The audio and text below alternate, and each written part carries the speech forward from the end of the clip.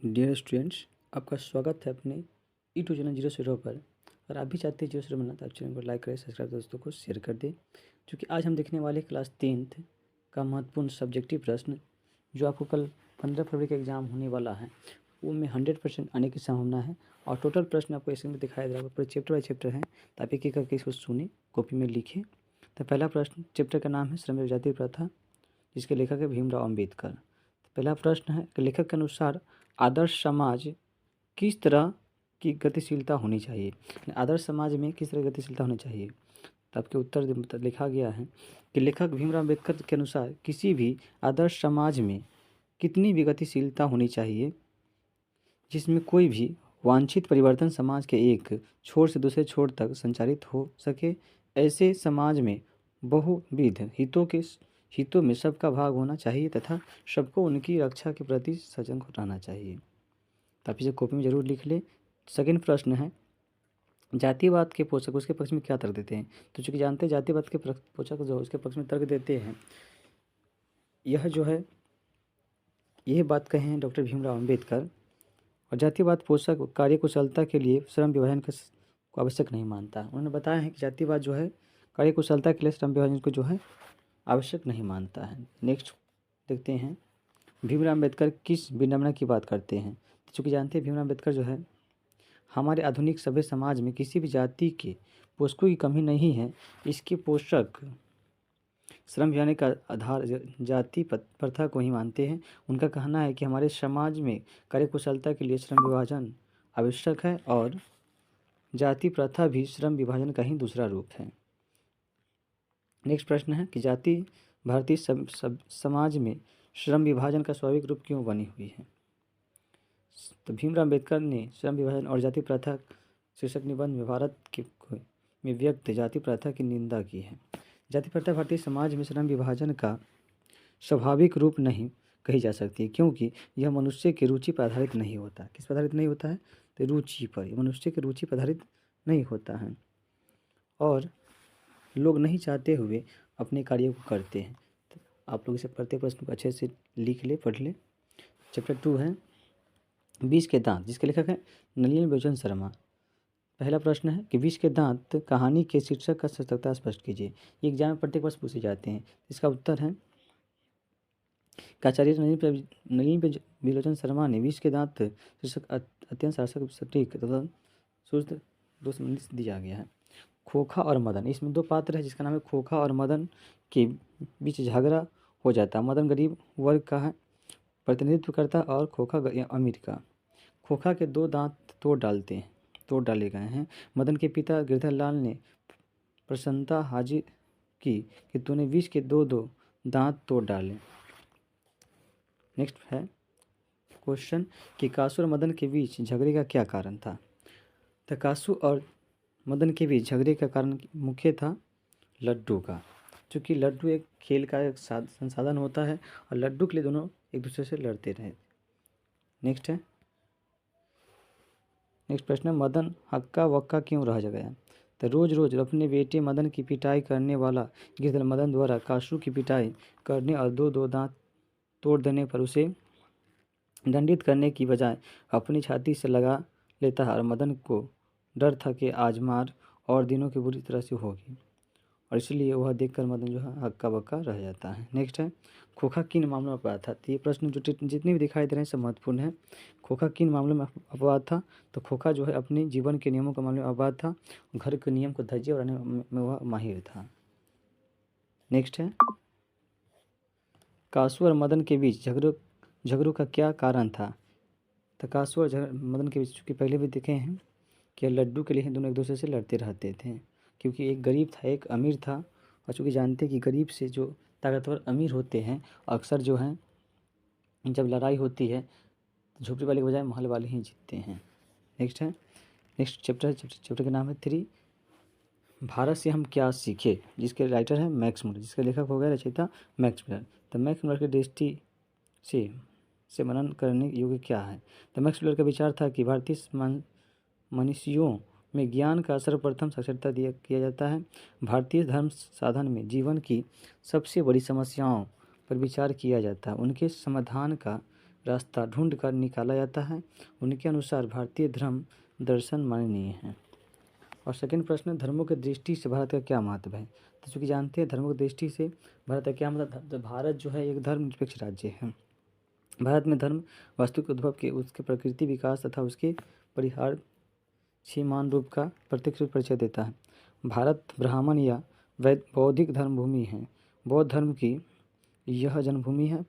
पारसियों को जगत गुरु धर्म की यह धारणा सरणी है। कहने का अर्थ हो गया कि यह जो है, यहाँ पे प्रत्येक धर्म को समान रूप से मान्यता दी जाती है और भारत को जो है धर्मनिरपेक्ष देश भी कहा जाता है। नेक्स्ट है, लेखक ने नया सिकंदर किसे कहा और क्यों। विश्वविख्यात विद्वान मैक्स मुलर ने भारतीय सिविल सेवा हेतु चयनित युवा अंग्रेज अधिकारियों को नया सिकंदर कहा है। नेक्स्ट है चैप्टर 4, नाखून क्यों बढ़ते हैं, जिसका राइटर है हजारी प्रसाद द्विवेदी। तो लेखक द्वारा नाखूनों को अस्त्र के रूप में देखना कहाँ तक संगत था। तो लेखक के द्वारा नाखून का अस्त्र देखना बहुत संभव था। जब मनुष्य के पास हथियार नहीं थे तो वह नाखूनों से अस्त्र का काम करता था और मनुष्य अपने बच्चों को नाखून का नष्ट करने पर डांटता रहा होगा, क्योंकि नाखून पहले जो होती हमारे अस्त्र के रूप में काम करते थे। नेक्स्ट है, मनुष्य बार बार नाखून क्यों काटते हैं। तो मनुष्य का नाखून पार्श्विक वृत्ति के जीवंत के प्रतीक है।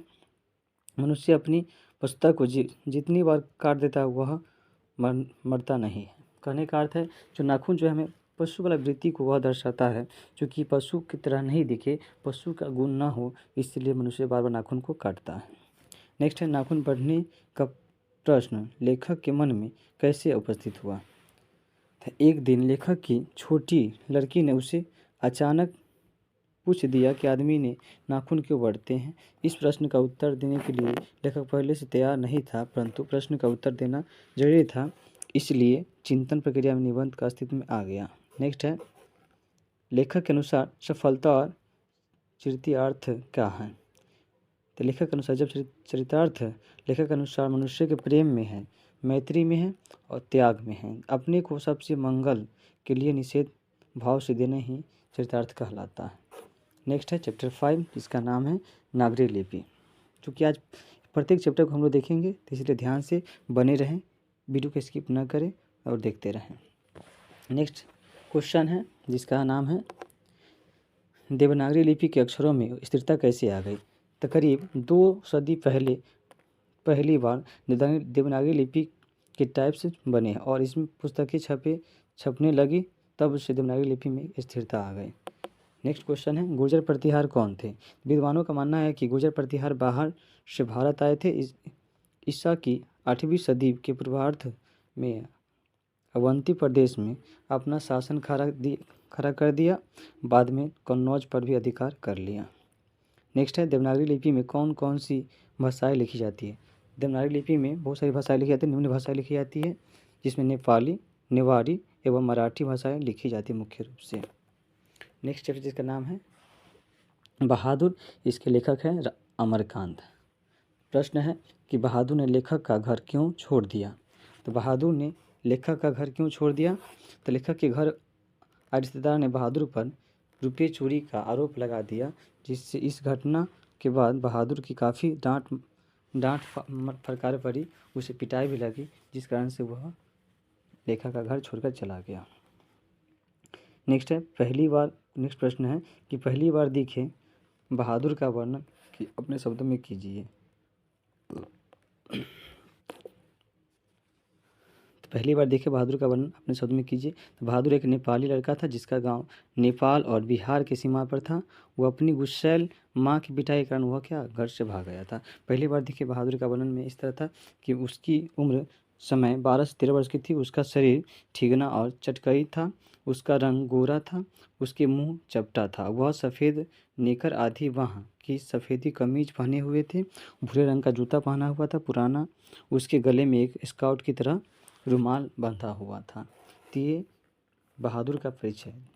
नेक्स्ट है, बहादुर अपने घर से क्यों भागा। तो बहादुर अपने घर से इसलिए भाग गया, बहादुर के पिता का निधन युद्ध में हो गया था। उसकी माँ उसकी गलतियों पर काफ़ी पिटाई करती थी भैंस की पिटाई के आरोप में माँ ने उसे बुरी तरह से बहादुर पिटाई कर दी, जिस कारण वह घर छोड़कर भाग गया। लेखक को अजीब सी लघुता क्यों महसूस हो रही थी? तो लेखक को अजीब सी लघुता का बोध इसलिए हो रहा था कि शरीर उसके मारपीट के कारण उसका कर्मठ, ईमानदार और शुद्धता निर्दोष नौकर भाग गया, जिसमें उसकी अपनी शुद्धता दिखाई पड़ रही थी। नेक्स्ट चैप्टर है जिसका नाम है चैप्टर 7, जिसका नाम परंपरा का मूल्यांकन, जिसके राइटर हो गए लेखक रामविलास शर्मा। तो परंपरा का मतलब क्वेश्चन है कि परंपरा का ज्ञान किनके लिए सबसे ज़्यादा आवश्यक है? तो रामविलास शर्मा बताए हैं कि परंपरा ज्ञान उन लोगों के लिए सब महत्वपूर्ण एवं आवश्यक है जो परंपरा को ज्ञान को नहीं समझते हैं और अपने देश की मर्यादा, संस्कृति, सभ्यता को वह नष्ट करना चाहते हैं। नेक्स्ट है बिरजू, चैप्टर 8 है जिस जीत में निरखत हूँ, जिसके लेखक है पंडित बिरजू महाराज। बिरजू महाराज के जीवन में सबसे दुखद समय कब आया? तो बिरजू महाराज के जीवन में सबसे दुखद समय जब आया जब उसके पिता की मृत्यु हो गई। उस समय वो इतने छोटे थे कि उनको यह दुख समझने में भी नहीं आया। उनके मरते ही बिरजू महाराज के जीवन में दुखद समय आ गया। नेक्स्ट है लखनऊ और रामपुर में बिरजू महाराज का क्या है? तो लखनऊ और रामपुर में बिरजू महाराज का जो है, बिरजू महाराज की तीन बहनें रामपुर में होती थी और बिरजू महाराज जी 3 बहनें रामपुर में थी। उनके पिता 22 साल रामपुर में रहे। उसके पुश्तैनी घर जो है वो रामपुर में ही है। नेक्स्ट है बिरजू महाराज अपना सबसे बड़ा जज अपनी माँ को क्यों मानते थे? तो बिरजू महाराज सबसे बड़ा जज अपनी माँ को इसलिए मानते थे क्योंकि उन्होंने अपनी डुमनी में अपनी अम्मा से सीखा था। पिताजी के निधन के बाद बिरजू महाराज को आगे बढ़ाने में उनकी अम्मा ही सहायता की थी, सपोर्ट की थी। नेक्स्ट है बिरजू महाराज को अपने सर्गदूत के बारे में क्या राय है? तो बिरजू महाराज अपने शिष्य रश्मि वाजपेयी को भी अपना सर्गदूत मानते थे। वे सरस्वती कहते थे। इसके साथ साथ वेरोनिकी, फिलिप, मैगलिन टॉक, रित प्रताप आदि को वह अपना सर्गदूत बताते हैं। नेक्स्ट है शंभू महाराज के साथ बिरजू महाराज के संबंध के बारे में बताइए। चूँकि बिरजू महाराज शंभू महाराज के साथ बचपन में नृत्य किया करते थे और वह आगे चलकर वह उनको इस चीज़ में वो परिपूर्ण बना दिए और रिलेशन में और रिश्तेदार में वो उनके चाचा लगते थे। नेक्स्ट है बिरजू महाराज के गुरु कौन थे? उनका संक्षिप्त परिचय दीजिए। तो बिरजू महाराज के गुरु उनके पिताश्री थे। बिरजू महाराज को तालीम बाबूजी से मिली और उन्होंने अच्छे स्वभाव के थे।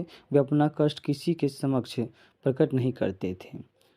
वे कला प्रेमी थे। नेक्स्ट है बिरजू महाराज अपना सबसे बड़ा जज किसे मानते थे? चूँकि जानते हैं कि बिरजू महाराज अपना सबसे बड़ा जज अपनी अम्मा को मानते थे। जब वो नाचते थे तो उनकी अम्मा देखती थी और वे अपनी अम्मा से अपनी कमी और अच्छाई को बारे में जानने का प्रयास करते थे। नेक्स्ट है कवि की दृष्टि में समय के रथ घर नाथ का क्या स्पष्ट है? तो जनतंत्र का जन्म पाठ में कवि के समय के रथ घर नाथ का अर्थ समय चक्र परिवर्तन को बतलाया गया है। नेक्स्ट चैप्टर 7 है जिसका नाम है हिरोशिमा, जिसके लेखक है सच्चिदानंद हिरानंद वास्तव अज्ञान। इसमें क्वेश्चन है कि हिरोशिमा मनुष्य के साखिक रूप में क्या है? तो सच्चिदानंद हिरानंद वास्तव अज्ञ द्वारा रचित कविता हिरोशिमा आधुनिक सभ्यता की दुर्दंता मानवीय विशेषताओं की चित्रण करती है। हिरोशिमा मनुष्य का रचा हुआ सूरज परमाणु बम को ही सूखा गया है। नेक्स्ट है छायाएं दिशाहीन क्यों पड़ती है? छायाएं सब और दिशा इसलिए पड़ती है परमाणु बम के विस्फोट से जो अग्नि पैदा होती है उनका प्रत्यक्ष अनंत होता है। धरती के मनुष्य जल जाते हैं, कोई भी नहीं बचता, मनुष्य की कोई छाया नहीं बनती, इसलिए छाया दिशाहीन पड़ती है। नेक्स्ट है हिरोशिमा कविता से हमें क्या सीख मिलती है? तो इस समय यही सीख मिलती है कि इस धरती के मनुष्य को इस घटना और इस कविता से संदेश ग्रहण करना चाहिए कि परमाणु शक्ति होने के अहंकार त्याग देना चाहिए और हमें मानवतावाद में विश्वास करते हुए अहिंसा का सहारा लेना चाहिए। नेक्स्ट है चैप्टर 8 जिसका नाम है एक वृक्ष की हत्या, जिसके लेखक है कुंवर नारायण। प्रश्न है कि कवि को वृक्ष वृक्ष बुरा चौकीदार क्यों लगता है। एक वृक्ष की हत्या कुंवर नारायण द्वारा रचित है और इसमें तुरंत काटे गए वृक्ष को बहाने पर्यावरण मनुष्य की सभ्यता के विनाश की अंतर्व्यथा को व्यक्त करती है। कवि दरवाजे के आगे खड़ा वृक्ष का मानवीकरण करते हुए स्पष्ट करते हैं कि यह वृक्ष बूढ़ा चौकीदार की तरह घर की सुरक्षा और सदैव करते रहता है, इसलिए कवि को यह जो है बूढ़ा चौकीदार लगता है। नेक्स्ट है हमारी नींद चैप्टर है, जिसका लेखक हो गए बीरेन डगवाल। प्रश्न है कि कवि बीरेन डगवाल किन अत्याचारियों का जिक्र करते हैं। तो कवि यहाँ उन अत्याचारियों का जिक्र करता है जो हमारे आराम पसंद जीवन से लाभ उठाते हैं। समाज में कुछ लोग आराम की जिंदगी को अपनी जीवन प्रक्रिया बना लेते हैं।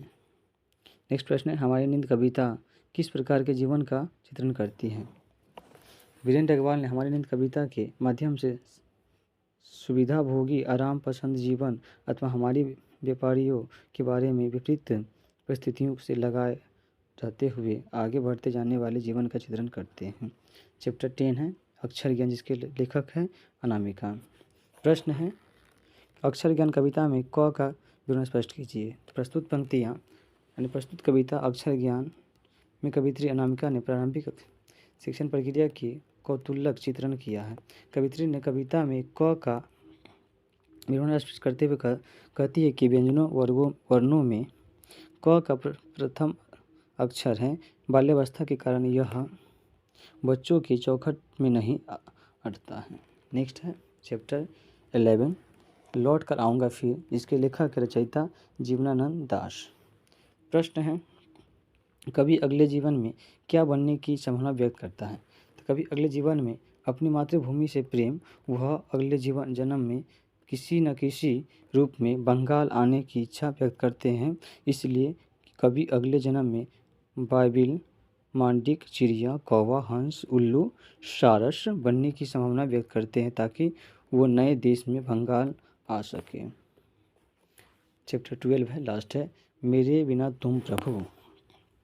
कवि अपने को जलपात्र मदिरा क्यों कहता है। तो कवि अपने जलपात्र मदिरा इसलिए कहता है क्योंकि भक्त एवं भगवान अभिन्न है। रेनर मारिया रिल्के एक भक्त कवि हैं। भक्त के कवि तभी भगवान मिलते हैं, भक्त को तभी भगवान मिलते हैं। भगवान है तभी भक्त की कविता के प्रथम 3 पंक्तियां में कहते हैं कि जब उसका अस्तित्व नहीं रहेगा तब भगवान क्या करेंगे। तो ये तमाम तरह के आपको प्रश्न दिखाई दिए हैं चैप्टर 1 से लेकर चैप्टर 12 तक। इसमें पद खद और गण दोनों हैं, दोनों मिलाकर प्रश्न बहुत सारे प्रश्न हैं। आप इसे कॉपी में लिख ले और एक बार याद करें ताकि इसमें से प्रत्येक प्रश्न जो आपके एग्जाम में पूछे जाएंगे। और आप वीडियो को अच्छे से देखें और प्रश्न को लिखें ताकि आपको प्रॉब्लम ना हो, आपको कठिनाई उत्पन्न समस्या उत्पन्न न हो, आप अच्छे से अच्छे अंक प्राप्त कर सकें। तो वीडियो को देखने के लिए धन्यवाद। और साथ में लास्ट में जाने से पहले चैनल को सब्सक्राइब करें, लाइक कर ले तथा दोस्तों को शेयर कर दें ताकि आपके साथ साथ आपके दोस्तों का भी नैतिक विकास हो सके और अपने वह अच्छे से अच्छे अंक एग्जाम में प्राप्त कर सकते। वीडियो को देखने के लिए धन्यवाद।